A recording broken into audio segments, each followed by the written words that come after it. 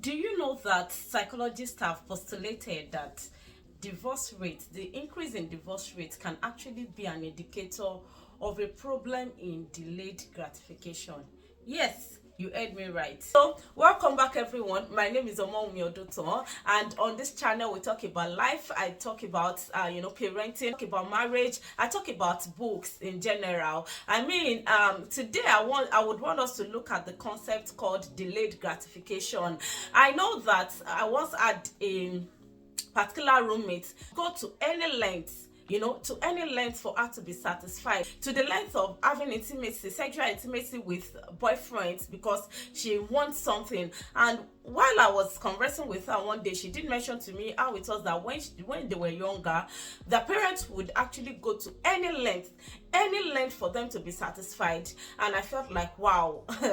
And so why did I bring this up? Because obviously scientists have mentioned again that if you don't have self-control, or if you have a problem with delayed gratification when you are younger, it is likely that you continue in it when you are older, isn't it? So it is important for parents to please now, when your children are young, instill it in them. And even now, as a grown-up, if you look at yourself and you think that you actually have some issue with delayed gratification, you can also build your consciousness around it and work on it. So some of the things that we want to get now, what are they? We have food, we have sexual intimacy, we have pleasure, and then we have money.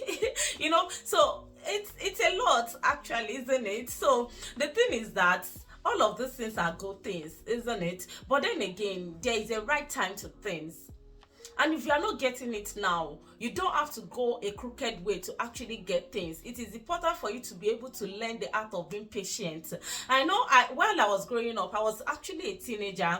I know that there was a particular man, is a very, very big politician around us that would ask me out. And this asking out, from the moment I entered uni till I finished, he kept on asking me out. There are times he will come here and be like, me, should I come to Ife? We'll just lodge at a hotel and then we'll just enjoy ourselves. And I'll be like, hey, God, what shall we do? And I'll be like, no, sir, you cannot do that, sir. And I remember, this is where I'm going to. I remember that there was a day he saw me. The place is actually unavoidable because I grew up where my parents sell drinks and all, and we are like the direct employees. African parents and the parenting style. As a child, you'll be the direct employee, your first employee of your parents, isn't it? So I grew up where my parents were selling drinks, and we would be the ones to go and deliver it at people's houses, and we'll also be the ones to attend to them when they come to our store. But we can still go and deliver it at their houses, especially if they are like big people. When I went to their place, and then the man looked at me and was like, oh my, like, this child, what exactly is your problem? Look at my house. I actually have this house. This is my house. You can choose anywhere, and this is not the only house I've got houses everywhere. I've got houses in the United Kingdom, and this man, it was like when Jesus Christ had his own temptation.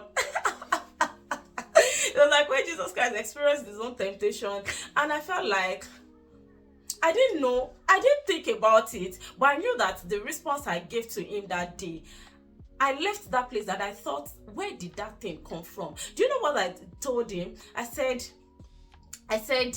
you can have all of those things now, but it does not mean that I will also not have them later. That was what I told him. I said, I know you have all of those things, but it does not mean that I would never have all of those things later. I will have all of those things, and I can even have more. And it was the boldness, the confidence, when you are looking at yourself like, like this later on, and you're like, what exactly did you do? Like, what exactly were you relying on that made you say this thing to an elderly man that people owed so much in high respect and all? And I felt like, well, that's the truth. That's the truth. And it is actually very important that I know one of the ways that we got delayed gratification in my family is by the things that we suffered.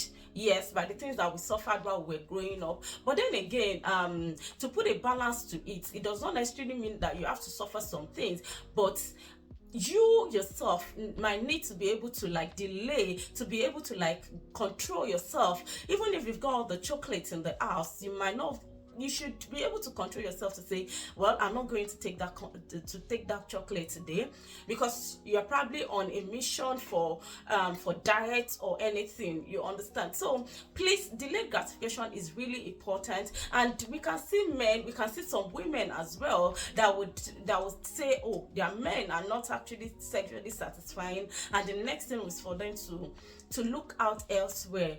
Please, it is really important that we are able to, give a little bit of a delay, give a little bit of discomforts, give a little bit of that of no. You can say no to yourself. The truth is, you might not get the results now, however you would get the results later in future.